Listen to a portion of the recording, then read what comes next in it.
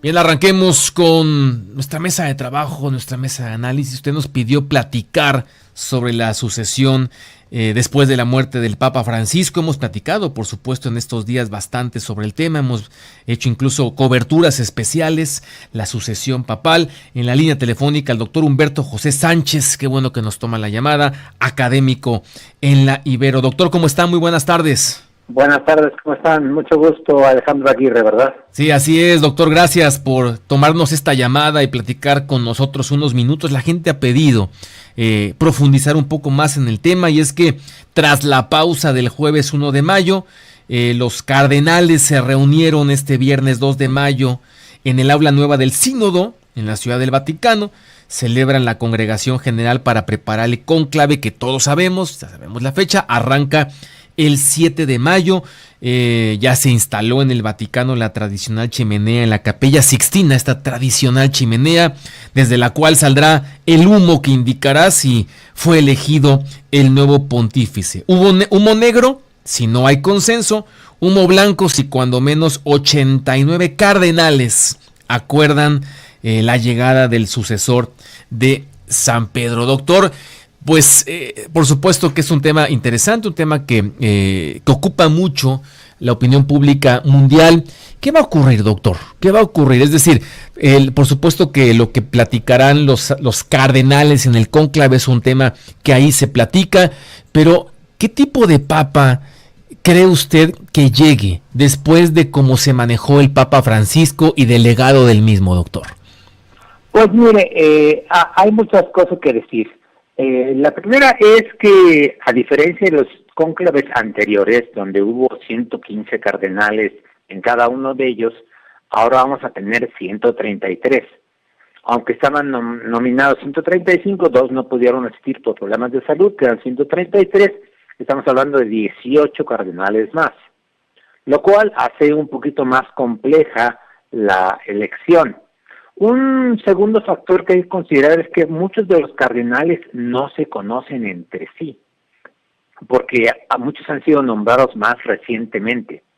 Entonces, por ejemplo, esto que se ha tenido en los últimos días, que se llaman congregaciones generales, son momentos para poder hablar de la situación de la Iglesia, de los problemas que tiene frente a la Iglesia, de los desafíos que tiene la misma Iglesia, tanto hacia adentro como hacia afuera, y cuando, digamos, los diferentes cardenales van expresando su voz, expresando lo que ellos piensan sobre los temas, poco a poco se van dando a conocer, sin que sea necesariamente proselitismo, pero digamos es una manera en que los cardenales pueden tener una mayor idea de esa información que les llega a todos sobre perfiles básicos de cada uno de los cardenales, por ejemplo, que son 133, y conocer a 132 que tiene que hacer cada uno es una labor que lleva muchísimos días.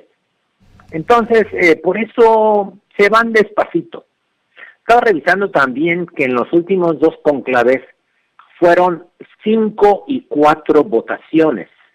¿Qué quiere decir? Que en el primer día se tuvo una primera votación, porque en el primer día solamente hay una votación, y en el segundo día fueron elegidos tanto el Papa Benedicto XVI como Francisco.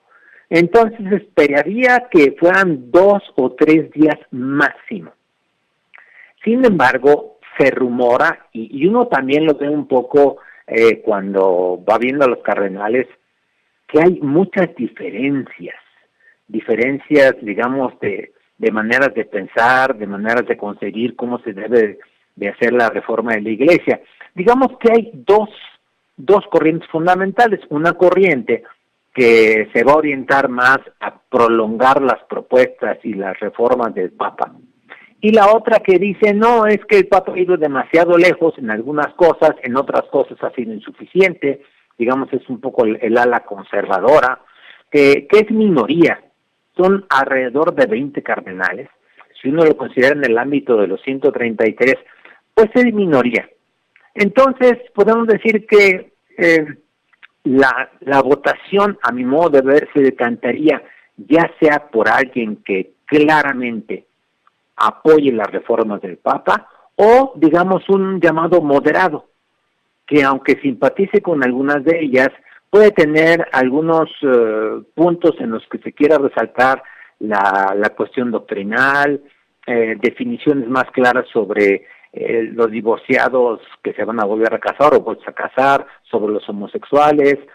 Obviamente que el problema de la pederastia es un asunto urgentísimo que cualquier cardenal que sea electo papa va a tener que continuar porque es un motivo de escándalo en los últimos años en la Iglesia y ese es un tema insoslayable.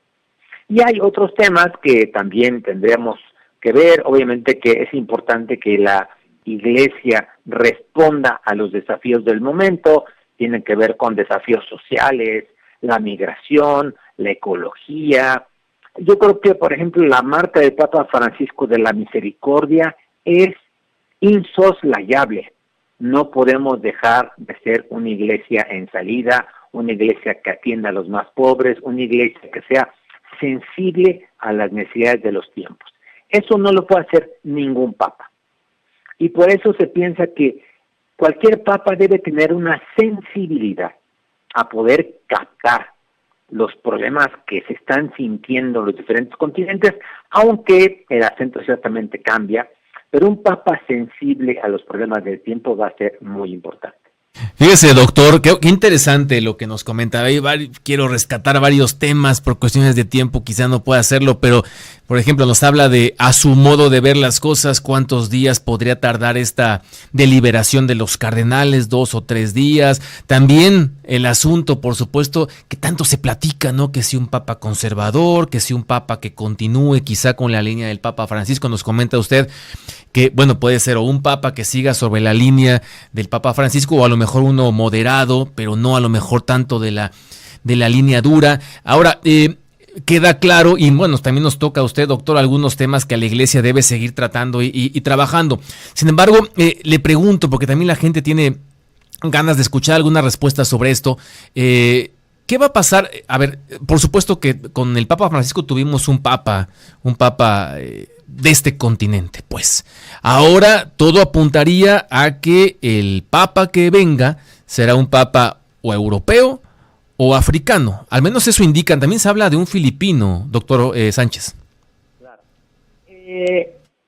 Obviamente que se ha hablado, bueno, hay que decir primero que Italia no puede dejar de añorar que un papa sea italiano. Son 17 candidatos, o sea, es el grupo más fuerte, y no dejan de añorar. Sin embargo, la geopolítica, la geoeclesiología del mundo ha cambiado y necesitamos papas que tengan una visión mucho más internacional. Por eso se piensa en ir, digamos, en diferentes continentes, probando, si se puede decir, si los nuevos papas van aportando más riquezas a una visión de una iglesia que es en sí misma universal. Una iglesia que está en todos los continentes, que está en todas las culturas, que está en todos los países, prácticamente. Y entonces es importante no perder esta visión internacional. Sin negar que algunos papas sí tienen experiencia, algunos italianos sí tienen experiencia internacional. No podemos decir que están toda la vida en Italia. Algunos de ellos sí tienen experiencia internacional. De los papas africanos, de los cardenales africanos, yo tengo mis reservas y muchos tenemos reservas, porque en general son cardenales conservadores. Aunque vengan de países muy maltratados por la pobreza, por la división étnica, por las guerras, y en general tienen una sensibilidad muy fuerte a los problemas de su país, doctrinalmente se han formado de manera muy conservadora, incluso en extremo conservadora. Por eso yo me iría con tiento al escoger un cardenal africano. Hay cardenales asiáticos, a mi modo de ver, mucho más interesantes. El que son, nada más ustedes lo deben de saber, Luis Tagle, el filipino.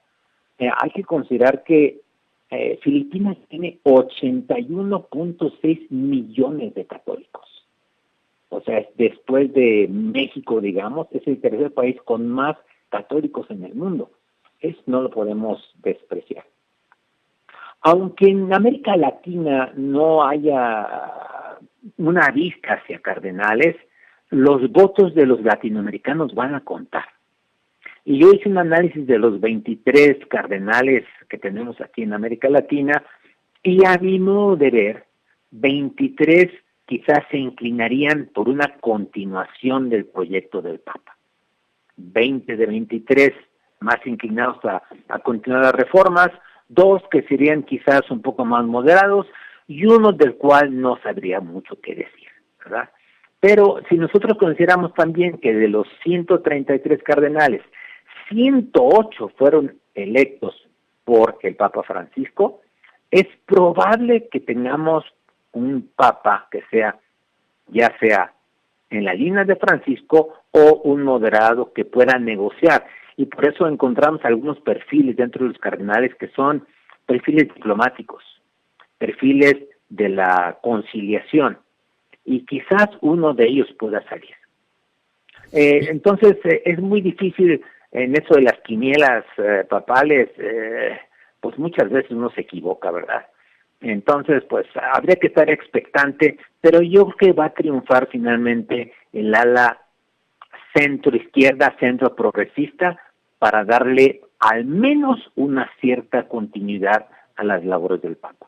Es muy interesante lo que nos comenta, doctor, porque justamente mientras estaba usted platicándonos, la verdad, la forma en la que lo hace, nos lo explica bien con manzanas, digo yo, estábamos pasando algunas gráficas para toda la gente que nos sigue por redes sociales de aquellos que suenan más, ¿no? En este momento, pero este dato que nos da de que buena parte de los cardenales que habrán de elegir al nuevo Papa, pues fueron elegidos por el Papa Francisco, pues por supuesto que es un dato insoslayable. Fíjese que durante la semana platicamos con Paloma García Ovejero. Ella fue portavoz del Papa Francisco, charlamos un buen rato, fue interesante. Hizo, solamente aquí un extracto, cuando hizo referencia al mensaje de amor y espiritualidad, parte de lo que nos comentaba usted hace un momento, doctor Sánchez, durante el pontificado del Papa Francisco. Vamos a escucharla. Y él ha querido llevar el mensaje a todos, todos. Y el mensaje era tan sencillo como Dios te ama. Dios te ama, Alejandro, a cada uno de nuestros oyentes. Dios te ama como eres. Dios no se cansa nunca de perdonarnos. Somos nosotros los que nos cansamos de pedir perdón, repetía una y otra vez el Papa Francisco. Y este mensaje es alegría en el corazón y esta certeza de que no hay nadie fuera del amor de Dios. Oliva Noticias.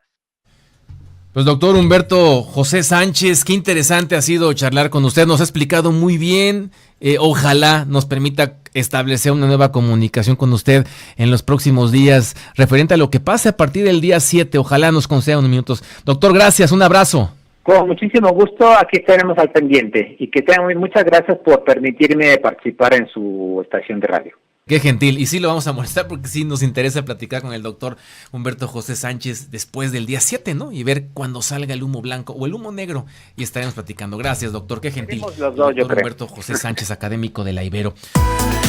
Oliva Noticias.